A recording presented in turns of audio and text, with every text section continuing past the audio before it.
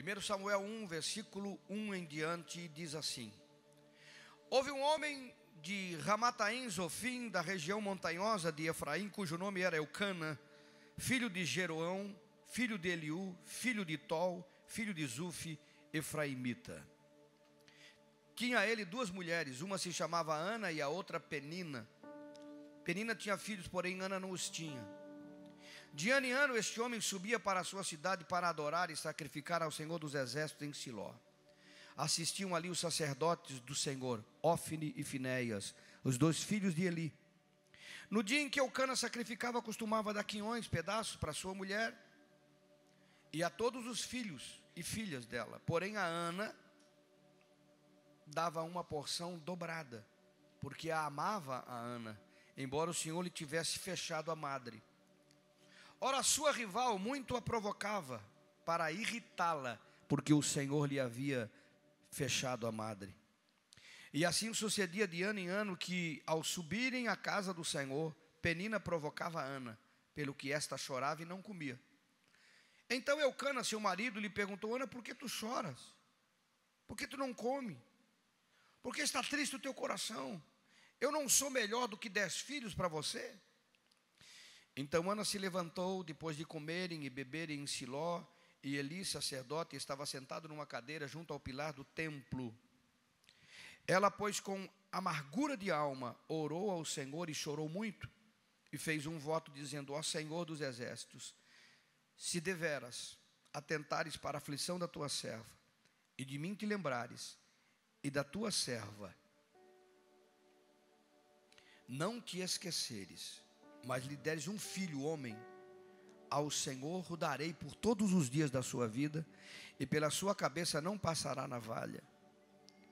Continuando ela a orar perante o Senhor, Eli observou a sua boca, porquanto Ana falava no seu coração, mas não se movia os seus lábios, e não se ouvia a voz, pelo que Eli a teve por embriagada. Ele disse: até quando estará tu embriagada? Aparta de ti o teu vinho. Mas Ana respondeu: não, Senhor meu, eu não sou uma mulher atribulada eu sou uma mulher atribulada de espírito. Não bebi vinho nem bebida forte, porém derramei a minha alma perante o Senhor. Diga: derramei a minha alma perante o Senhor. Não tenha, pois, a tua serva por filha de Belial, porque da multidão dos meus cuidados e do meu desgosto tenho falado até agora. Então lhe respondeu Eli: vai-te em paz, e o Deus de Israel te conceda a petição que fizeste. Ao que ela disse, ou disse ela: ache a tua serva graça aos teus olhos. Assim a mulher se foi o seu caminho e comeu, e já não era triste o seu semblante. Depois, levantando-se de madrugada, adoraram perante o Senhor e voltaram e foram para a sua casa em Ramá. Eucana teve relações com Ana, sua mulher, e o Senhor se lembrou dela. De modo que Ana concebeu, e no tempo devido teve um filho, ao qual chamou Samuel, porque dizia ela: tenho pedido ao Senhor. Diga glória a Deus. Amém? O Deus que muda situações, o Deus que muda futuro. Amado, se hoje é difícil para uma pessoa engravidar, com toda a tecnologia, quando uma pessoa tem dificuldade, quando ela tem alguma situação que a impede, com toda a tecnologia é difícil de engravidar. Alguns não têm nem perspectiva. Eu me lembro do pastor Edésio, do milagre que Deus realizou na vida dele, por uma oferta que ele entregou ao Senhor, amando do Espírito Santo. E hoje tem 2 crianças aí, que dá uma correria para ele, graças a Deus, enorme. Mas ele não podia, fisicamente era impedido de ter filhos, e Deus mudou a sua sorte, mas foi o Senhor que mudou a sua sorte. Se hoje, com toda a tecnologia, as pessoas têm dificuldade, e muita, o que eu vou dizer desta era, deste tempo? Que expectativa, que esperança teria Ana? Nenhuma. não havia como, a não ser chorar e chorar. E o choro dela não era apenas um choro por não gerar filhos, porque ela tinha família, ela tinha o seu marido que a amava, que a tratava muito bem. Era uma mulher que podia ser feliz. Mas o fato é que a outra esposa, que tinha 10 filhos, pelos que tem contextualizado pela teologia, perseguia ela, zombava dela, ria dela, perturbava ela. Por quê? Porque nessa cultura, não é só o não ter filhos.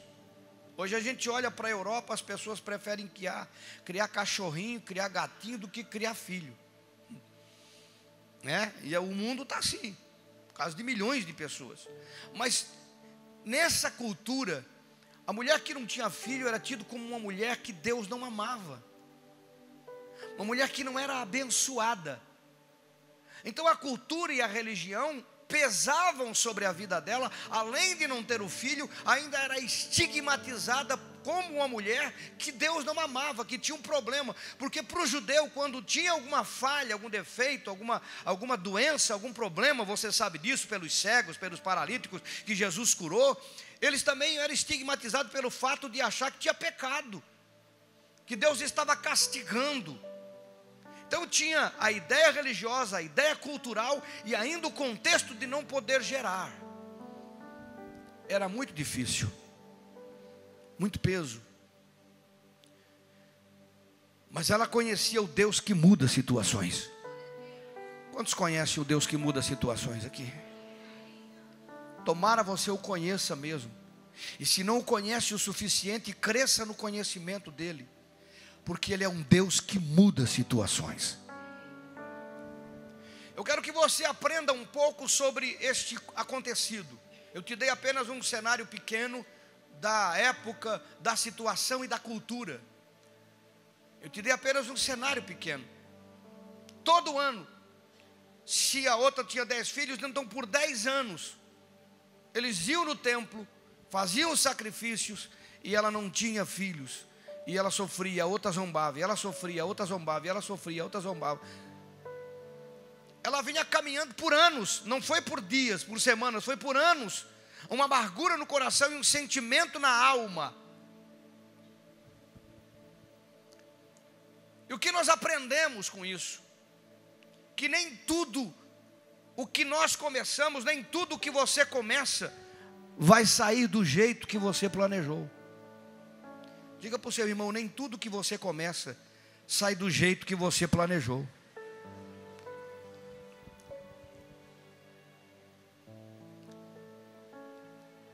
E nós precisamos entender isso. Ana não casou para não ter filhos. Se ela sonhasse que ela não teria filho, quem sabe ela não casaria, para não passar a humilhação e o sofrimento que ela passou. Ficaria solteira. Ela casou para ter filhos. Mas nem tudo que você começa sai do jeito que você planejou.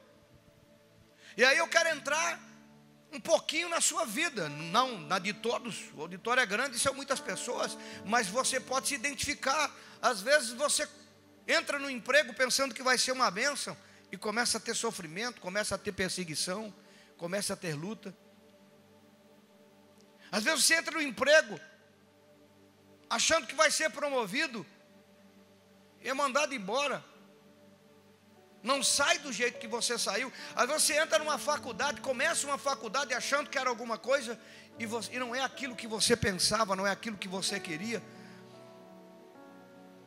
Às vezes você monta um negócio pensando que esse negócio vai arrebentar, porque geralmente quando alguém está montando um negócio, ele só vê o lado bom do negócio, né? Ninguém falou para ele dos impostos. Os donos de comércio aqui sabem o que eu estou falando. Ninguém falou para ele do imposto ou dos impostos. É um pouquinho, uma pequena parcela. Dá para ver daí a pequena parcela? Daquilo que você produz. Ninguém falou para ele do tempo difícil.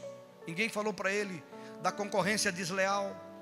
E ele monta um negócio achando assim, não, poxa, está dando certo fulano, dando certo ciclano. E daí ele monta um negócio e não dá certo. Mas ficam os prejuízos. É fácil abrir uma empresa? Não é muito fácil. Agora é muito mais difícil fechá-la.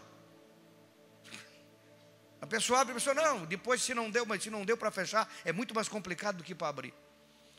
Sem contar tantas outras coisas emocionais.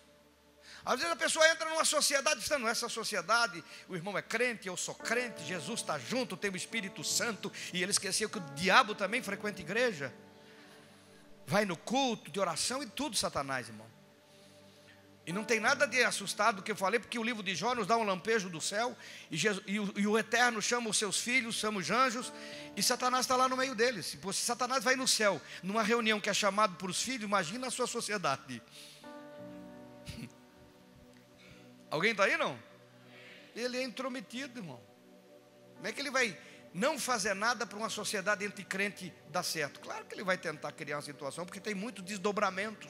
Quantas pessoas param? Eu tenho histórico de pessoas que montaram sociedade dentro da igreja. Quando a sociedade é errada, um foi embora. Eu não consigo sentar onde está esse irmão. Eu fico pensando como é que vai ser na eternidade. Um dos dois vai ter que ir para o inferno.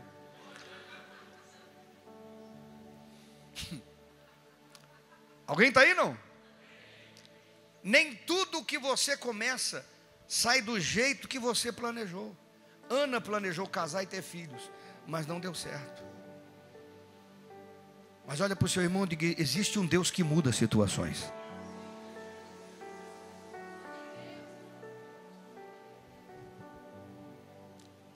A segunda coisa que nós aprendemos aqui é o contexto da alma. Porque, irmão, já o fato de não ter filho já era suficiente para uma alma amargurada.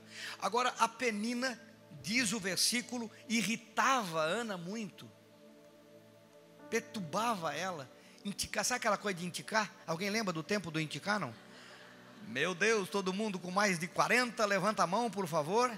Fulano está inticando. Ó mãe, fulano está indicando. Irmão, isso é coisa de pregador de 55. Pastor Edés nem, pastor Tiago, pastor Edés nem sabe o que é indicar.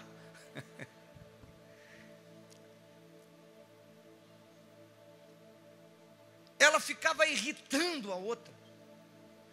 E o que nós aprendemos, tem gente que não tem coração, irmão. E às vezes está dentro da nossa própria família. Tem gente que não tem misericórdia, que se promove na fraqueza dos outros. Tem gente que se promove na fraqueza dos outros. Ele precisa diminuir o outro para ser alguma coisa. Alguém está aí, não? Tem gente que precisa só mostrar os defeitos, só mostrar as falhas, só mostrar os erros, só mostrar o que não está certo, o que não produz, o que não é bom, para ser alguma coisa. Como lemos, Eucana amava mais Ana, a Bíblia está falando, a outra sabia. Digo, ele ama mais você, mas eu vou pisar. Eu vou pisar. Tu não tem filho. E ela vivia trauma na alma. Porque tem gente, irmão, que é especialista em promover humilhação dos outros. Isso é dentro da família, isso é no trabalho, isso é no teu local de trabalho, isso é dentro da tua rua, às vezes no prédio que você mora. Vou falar dentro da igreja, porque daí começa alguém a dizer aleluia. Vou falar de supervisão, de coordenação, porque alguém vai começar a falar em língua aí, não vou falar não. Mas às vezes tem situações que o indivíduo fica acentuando o problema do outro para ser alguma coisa. E nós aprendemos, irmãos, que Deus vê essas coisas também. Eu acredito que Deus estava ouvindo e vendo essas coisas aqui. Ele estava ouvindo e vendo esta situação que Ana estava vivendo.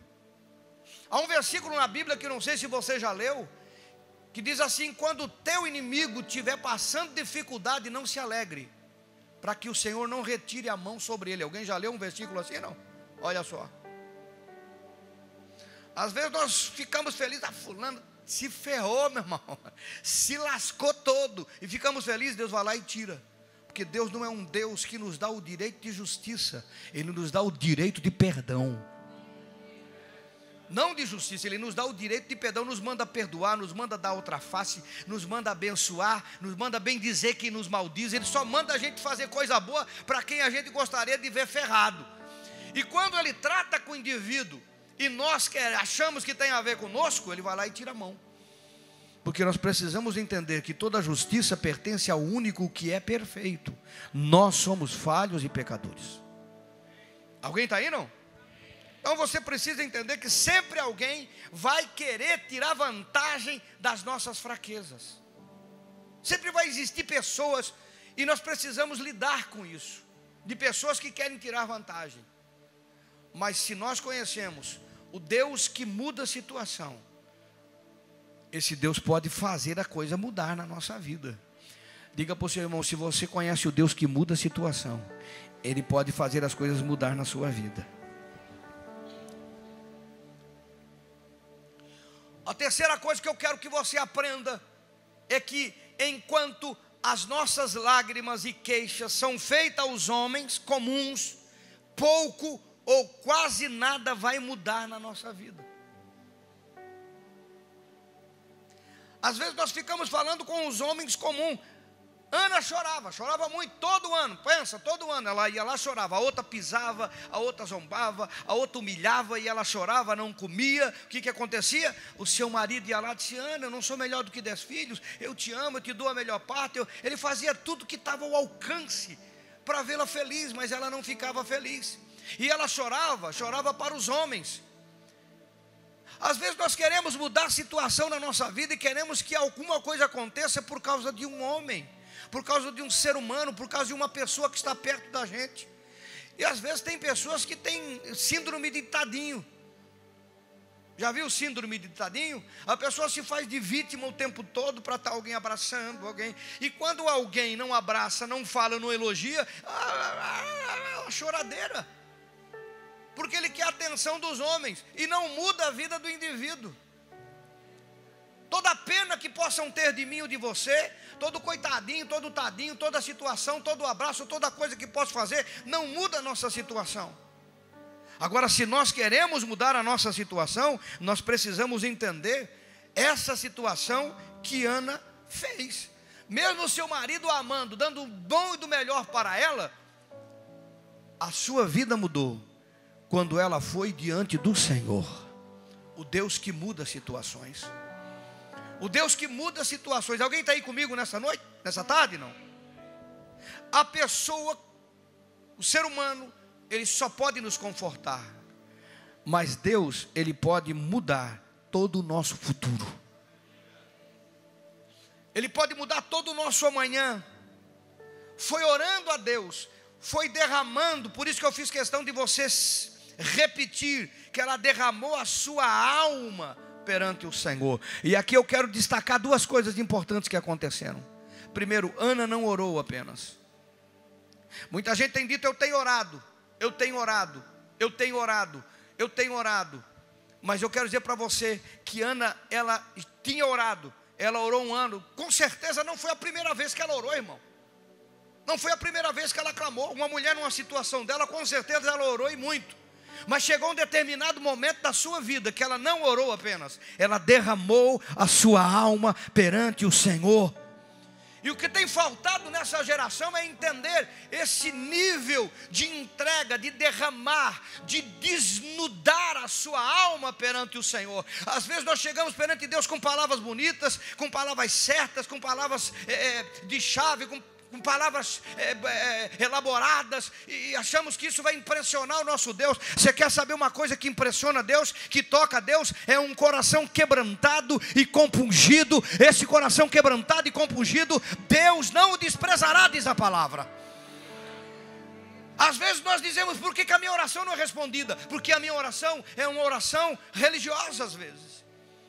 A minha oração é uma oração que ainda não chegou no ápice de um sentimento de alguém que realmente diz: Senhor, Tu és a única resposta que eu tenho. Tu és a única resposta que eu tenho. Tu és a única pessoa, Tu és o único que pode me ajudar. Tu és o único que pode mudar a minha vida. Porque quando uma pessoa chora, ela está numa situação de expressar o sentimento puro daquilo que está buscando do Senhor. Eu preciso dizer para vocês que estão me ouvindo nessa tarde, que realmente tem pessoas às vezes que choram, não porque estão derramando a sua alma perante o Senhor, é que estão com raiva. Existe mais de um tipo de choro. Eu já lidei com muita gente. Às vezes eu fui atender uma irmã, estava chorando, pensei, tadinha, Deus tocou o coração dela, nada. Quando ela se virou, ela derramou um bocado de palavra, está com raiva. O choro era de raiva, de cabreiragem, de vingança, não de quebrantamento. E às vezes a pessoa vai chorar, mas não vai chorar derramando a sua alma, dizendo, Senhor, tem misericórdia de mim. Não, Senhor, faz alguma coisa, muda a minha situação, muda a minha história, entra com providência, tu és o Deus que pode fazer. Não, ela está lá chorando, Senhor, está vendo, fulano está fazendo isso. Ela quer vingança às vezes, ela quer justiça.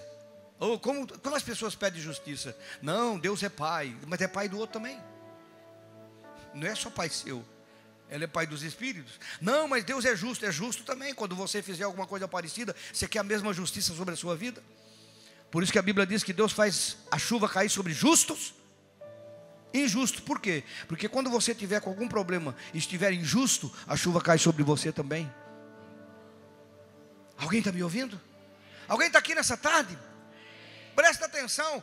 Ana derramou a sua alma perante o Senhor. Ela chorava. Ela derramou a sua alma. Ela foi no âmago da sinceridade do seu coração. A Bíblia é uma Bíblia de detalhes importantes quando trata de um assunto, de tantas histórias que aconteceram na vida de pessoas. Quando essa história está aqui, se fosse que ela estivesse orando por causa de Penina, a Bíblia diz, ela orava e estava amargurada com Penina. Ela orava e estava com raiva de Penina. Ela orava e queria mostrar para Penina como Deus é poderoso. Ela queria mostrar que Deus... Não tinha nada a ver com Penina a sua oração. E muitas das vezes a nossa oração tem a ver com pessoas e não tem a ver com aquilo que nós precisamos. Desculpe eu dizer para você, mas eu preciso falar isso para você. Você precisa entender, muitas vezes, uma pessoa ora a Deus para a mudança de um filho, não porque ele ama e quer ver a salvação, ele quer se livrar do problema que o filho causa. Muitas vezes ora pelo marido, não porque quer ver a salvação do marido, quer se livrar do mala que é o marido. Senhor, muda esse homem que eu estou cansado dele. Alguém está entendendo o que eu estou falando? Não é com você, mas você está entendendo o que eu estou falando? Não? Às vezes vai orar pela esposa, não quer a salvação, não quer a mudança da esposa. Ele quer se livrar do peso que a esposa é. Aquela esposa que quando morrer vai ter 2 caixões. Você sabe do que eu estou falando.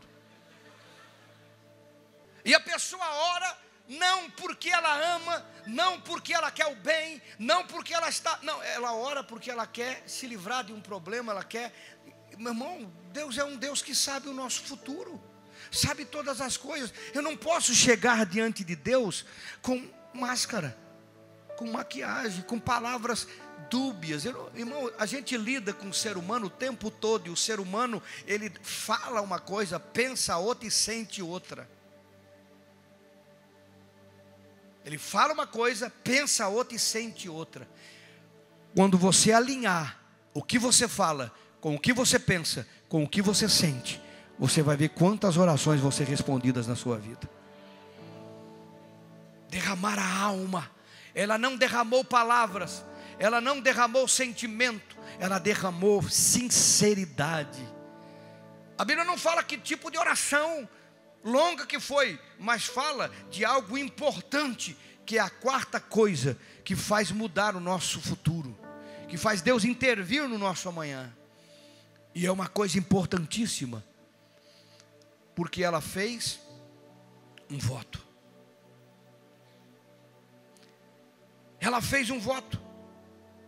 Quem sabe ela orou a primeira vez, não deu nada. O primeiro ano não deu, o segundo ano não deu, o terceiro ano não deu, o quarto ano não deu, o quinto ano não deu. Irmão, presta atenção. Essa mulher não orou a primeira vez. E quem sabe você que está me ouvindo aqui nessa tarde, está buscando de Deus mudanças. Você precisa compreender essas coisas. Porque Ofni e Finéias, os 2 filhos de Eli, estavam com os dias contados. Eles não sabiam. Eli tinha errado na educação dos seus filhos, que eram sacerdotes daquela época. Eles morreram Depois que Samuel nasceu, cresceu, eles se foram. Deus precisava de alguém para mudar, porque Deus é um Deus de futuro. Deus estava aguardando, até que ele pudesse contar, pelo menos, com este homem que Ana teria. Tem coisas que Deus não nos responde, porque Ele quer a nossa participação em algo que Ele tem para fazer. Ele quer que nós nos desprendamos de algo para Ele fazer muito mais. Ela não teve só esse filho, teve muitos outros, mas esse era especial, e Ele queria usar de forma sobrenatural, Ele queria usar de forma extraordinária. Às vezes nós queremos que Deus intervenha só pensando em nós, só pensando na nossa vantagem, no nosso benefício, né? Para a nossa alegria. E Deus estava esperando que Ana, no momento desse, pensasse no todo, pensasse em tudo, pensasse que Deus também precisa de respostas. Deus também precisa de filhos que só são gerados por pessoas que estão quebrantadas. Deus precisa de comportamento que só são gerados por pessoas quebrantadas. Deus precisa de envolvimento, de desprendimento, que pessoas se entregam para que Ele possa usar este momento, não só para abençoar a pessoa, mas para abençoar o reino de Deus. E me permita ser sincero com você nessa tarde. Às vezes as pessoas estão enfrentando luta financeira, porque Deus está esperando você dizer: Senhor, eu vou fazer isso. Quando a finança chegar, eu vou fazer isso. Quando a finança chegar, eu vou fazer dessa forma. Quando o Senhor intervir nos meus negócios, vai ser sincero. E Deus vai ver a sinceridade de um coração quebrantado, porque Ele precisa de pessoas que se desprendam. Ele precisa de pessoas que se desprendam. Eu tenho visto pessoas passando luta nas coisas materiais, mas não estão envolvidas para se desprender. Quando Ana se desprendeu, ela fez um voto. A resposta do pastor Edésio foi um voto, que Deus falou diretamente com ele. Nós temos outros testemunhos de pessoas que fizeram votos. Estou falando aqui só de filhos, mas tem muitas outras coisas que fizeram votos. O voto é poderoso. Talvez você não me tenha ouvido pregar sobre voto, talvez você nem saiba sobre o assunto. Procure se inteirar sobre ele, porque o voto é poderoso. Às vezes Deus está aguardando, está esperando para te dar o que você tanto espera, seja na esfera que for, porque Ele está esperando que você faça um acordo com Ele, um acordo sincero, um acordo verdadeiro. Irmão, não é voto de araque. Como é que eu vou fazer um voto de araque com meu Deus, se Ele sabe o futuro? Se Ele sabe o amanhã, se Ele sabe o que vai acontecer? Como é que eu posso achar que eu vou prometer uma coisa lá no meu íntimo? Não existe. Por isso que tem que derramar a alma, por isso tem que haver quebrantamento, por isso tem que ser marcado na nossa vida aquilo que vamos fazer ao Senhor como voto. Não é um apelo de uma campanha, não, irmão. Não é uma fogueira santa que vai mudar a vida de quem quer que seja, não. É algo que sai de dentro da pessoa, das entranhas, da alma da pessoa, porque ela está dizendo: Senhor, eu não aguento mais, mas se o Senhor fizer isto, eu vou fazer isso aqui. E Deus vai fazer, e ela vai sempre se lembrar que ela fez um voto e ela vai cumpri-lo. Porque no livro de Eclesiastes, no capítulo 5, o versículo número 4 diz assim: quando a Deus fizeres algum voto, não tardes em cumpri-lo, porque Deus não se agrada de tolos. O que votares, paga-o. Melhor é que não votes do que votares e não pagares. Não consintas que a tua boca faça pecar a tua carne, nem digas na presença do anjo que foi erro. Por que razão se iraria Deus contra a tua voz e destruiria as obras das tuas mãos? Alguém pode dar um uau, um glória a Deus aí, irmão? Tem pessoas que votam e não cumprem. Se o Senhor me der um emprego, primeiro salário eu vou dar de oferta. Até hoje não entregou. cansado de ver pessoas falarem isso. Se eu montar um negócio, se esse negócio acontecer, eu vou dar uma oferta de tanto, eu vou fazer isso, eu vou fazer aquilo. Esquece. Mas o mundo espiritual não esquece. Por isso que ele está falando, você não vai falar na presença do anjo, foi erro. Eu me arrependi. Não era bem assim. Irmão, não dá para zombar. Voto é coisa séria, porque Deus leva voto a sério. Alguém está aí, irmão? E eu tenho que te deixar isso no coração, porque eu sei que eu estou pregando, eu sei que eu vou orar, e quando eu for orar, muita gente diz, é voto para mudar a situação, é voto, e vai fazer voto, mas não faça voto que você não possa cumprir. Não faça voto que você não possa cumprir, e não faça voto que você não queira cumprir, e não faça voto que você não vá cumprir. Faça voto que você esteja disposto, verdadeiramente compreendendo. Qual era a situação de Ana? Ela era humilhada pela outra, ela sofria o estigma de ser uma mulher que dizia que Deus não amava, e ela disse, se o Senhor me der um filho, eu vou entregar ele no templo, eu vou entregá-lo para o Senhor. Ela fez um voto com o Senhor, eu vou entregá-lo para o Senhor. Mas você sabe que é uma mulher esperar mais de anos e anos e anos e anos e anos e anos e anos, e chegar um filho no colo, um bebê, é meu, nasceu, perfeito, menino, que bênção. Só que você vai entregá-lo no templo. Só quem é mamãe de filho pequeno aqui pode sentir o que eu estou falando. Só quem já foi mamãe de criança pequena sabe do que eu estou dizendo. O sonho da vida dela, ela tinha que depositar aos pés do Senhor, porque ela fez um voto, e Deus sabia que ela ia cumprir o voto. Quantas pessoas têm votado e não têm cumprido? Quantas pessoas têm feito o voto, você que me ouve aqui nessa tarde, e nem lembra mais do voto que fez? Aí a Bíblia diz que o anjo vem e destrói as obras da mão do indivíduo. Aí as coisas não funcionam, e não funcionam, e ele diz, é o diabo. Não é o diabo não, irmão, é Deus. A Bíblia não falou de diabo aqui, falou do anjo do Senhor, porque não se zomba de Deus. E se o Espírito Santo tem te lembrado de alguma coisa, corre para cumprir, corre para fazer.